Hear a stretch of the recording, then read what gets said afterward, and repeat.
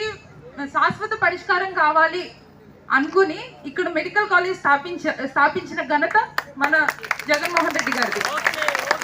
అంటే మనం బాధపడుతున్నాం ఇప్పుడు ఒక రోడ్ వేయడంలోనో, ఒక బిల్డింగ్ కట్టడంలోనో, లేకపోతే ఒక బ్రిడ్జ్ కట్టడంలోనో ఎవరికి లాభం అయితే కాంట్రాక్టర్కి, లేకపోతే దాని వెనుకున్న నాయకులకి లాభం ఉంటుంది. కాకపోతే ఇప్పుడు లాభం చూడకుండా ప్రజలకి ఏదైతే అవసరం ఉందో ఆ అవసరాన్ని తీర్చడానికి వచ్చిన గొప్ప నాయకుడు మన జగన్మోహన్ రెడ్డి గారు.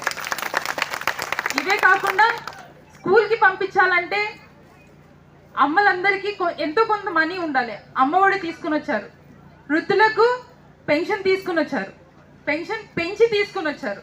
అలానే నిత్యావసరాలు అన్నీ తీరిపోతున్నాయి. ఇప్పుడు ఇంటి వద్దకే రేషన్ వస్తుంది. మనం ఏదైనా సర్టిఫికెట్స్ కావాలంటే ఇంటి వద్దకే వస్తుంది.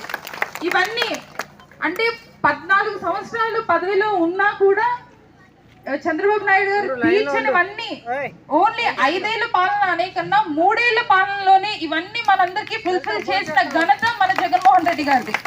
కాబట్టి మనందరూ ఫ్యాన్ గుర్తు మీదే ఓటేసి, ఒకటి ఎమ్మెల్యే గారైన విశ్వేశ్వరరాజు గారికి, ఒకటి ఎంపీగా నాకు ఓటు వేస్తే మనందరి ఓట్లన్నీ కూడా జగనన్నని గెలిపించుకోవడానికి మనందరూ కృషి చేసి ఖచ్చితంగా గెలిపించుకోవాలని ఈ సభాముఖంగా తెలియజేసుకుంటున్నాను.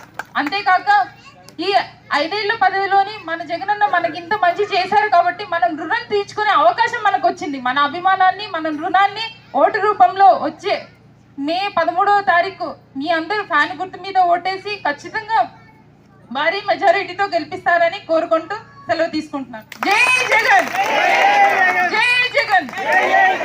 మనము ఈ 5 సంవత్సరాలు కూడా ఈ పథకాలను తీసుకుందామా వద్దా?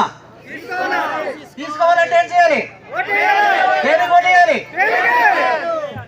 Thank you. జై జగన్.